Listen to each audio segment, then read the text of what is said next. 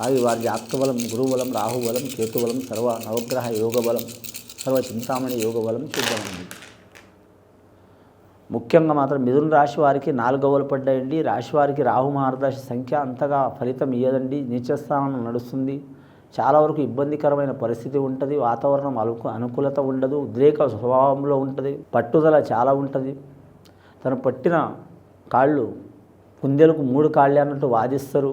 కానీ మాత్రం ఒకరి మాట ఆచరించరు. ఆచరించినట్టే ఉంటారు. కానీ లాస్ట్ టైంలో మాత్రం వీరు స్వతహా నిర్ణయం మీద నడిచే అవకాశాలు ఉన్నాయి. ముఖ్యంగా ఈ రాశి వారికి ఇబ్బందికరమైన పరిస్థితి చాలా ఉంటుందండి.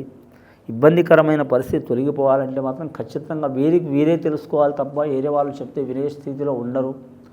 కానీ మాత్రం ముఖ్యంగా ఈ మకర సంక్రాంతి గడియల జనవరి నెలలో మాత్రం మొదటి 10 రోజులు చాలా వరకు ఇబ్బందికరమైన పరిస్థితి ఉంటుందండి. 1వ తేదీ నుంచి 10వ తేదీ వరకు ధనం విపరీతంగా ఖర్చు అవుతుంది. మానసిక చికాకులు చాలా అవుతుంది. ఉల్లాస వాతావరణం గురించి మాత్రం వ్యసనాల గురించి ఖర్చు చేసే అవకాశం ఉంటుంది. వారి జాతక బలంలా కుటుంబ తగాదాలు, చికాకులు ఉంటాయి. ఒకరి మనసులో ఒకరు ఉండరు. ఎవరి ఆలోచన వారికే ఉంటుంది. చెప్పేటప్పుడు ఒకటి, చేసేటప్పుడు ఒక ఆలోచన ఉంటుంది. నైట్ అది చేద్దాం ఇది చేద్దాం అనుకుంటారు. పొద్దున ఏ పని చేయలేకపోతారు. మొత్తం వ్యర్థమైతే టైం. వారి జాతకానికి వ్యర్థమైన ఆలోచనలు నడుస్తాయి. అలాగే వారి జాతకంలో మానసిక చిక్కులు వస్తుంది. అలాగే వారి జ్యోతిష్యంలో చూడాలంటే మాత్రం శరీరంలో కూడా చికాకులు ఉంటాయి. మానసిక ఆందోళన, శారీరక బాధలు తప్పకుండా ఉంటాయి.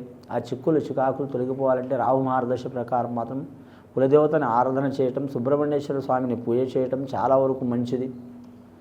శ్రీకాళహస్తిలో రాహుకేతులను పూజ చేసేది ఉంటుందండి.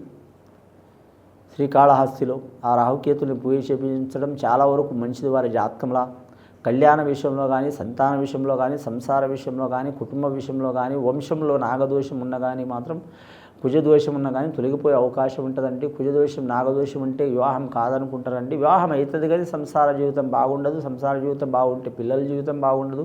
అందరి జీవితం బాగుంటే మాత్రం వంశంలో బాగుండదు. ఒకరికి పోతే ఒకరికి ఆరోగ్యం పాలు కావటం, నష్టం కావటం, ధనం నష్టం కావటం, లేదా వాళ్ళ వంశస్థులకు అరిష్టం కావటం, గొడవలు రావటం, చికాకులు రావటం, దరిద్ర బాధలు పాడటం, అందరూ శత్రువులుగా తయారవటం, ఇలాంటి సంఘటనలు అవుతూ ఉంటాయండి. కాబట్టి మాత్రం అలాంటి సంఘటనలు, చికాకులు తొలగిపోవాలంటే శ్రీకాళహస్తిలో పోయి కరెక్ట్ రాహుకేతుని పూజ చేస్తే వీరి మీద ఉన్న దోషాలు, చికాకులు తొలగిపోయే అవకాశాలు ఉంటాయి.